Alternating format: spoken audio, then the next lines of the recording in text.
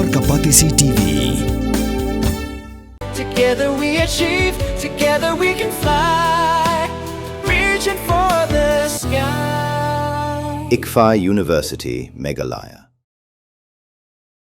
Uway unong rep kway na kasinong Bernihar Riboy District. Ubala tip kerteng kum uba drep ksyar. Ubala nyaw pesan snem karta. Ula doe yala kajong kajing em hadin ba ulum ula tua. Bat ka kendau kalaban ya ka yeng trap ka baju pendan kam banri na ka jing show uslap kasngi bat ka leer ha ka beri kwa jong u. Ya ka met jong ni orang ba ubala klano. La let's say da kipulet ka Bernihar bat kipulet ka Fire and Emergency Services. Da ka jirap lang kipat ba na kasinong umdap dumu. Bat ka umdap rengi. Kibala kendang ya ka kendau da ka pu silum. Bat hadin ka jia kun ka balane kumba lai hadu sau kenta. La yo ban se ya ka med ha ka por sau baji janmit jong ka arpulai trek unai tung arjar pun riu. Kat kum ka kubor bala yo lum.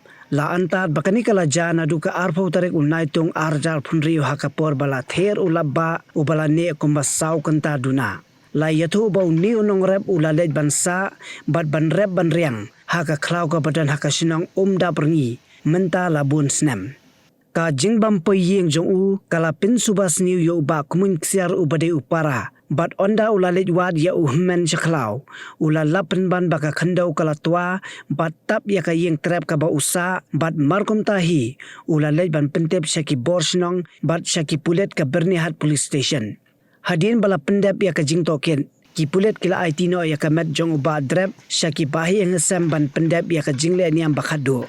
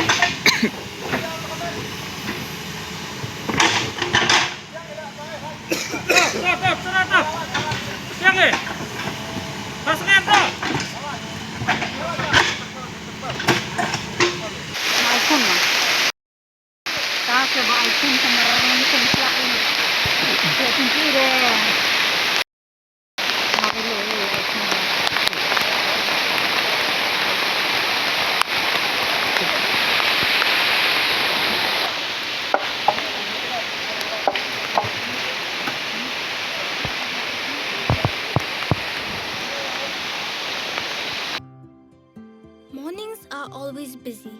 Everything feels fast. I hear mom shouting and I'm trying not to be late. Outside, Shillong is already awake.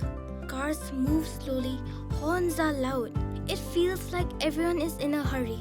Then the STEMS bus comes in, bright and yellow, always on time. The caretaker waves and I feel okay. Inside, we laugh and sing. We share snacks. We help each other with homework. It feels nice. My parents know I'm safe through the STEMS app on mom's phone. Because this bus isn't just a ride. It takes us to school with friends and a little bit of hope. This is STEMS, our ride, our future.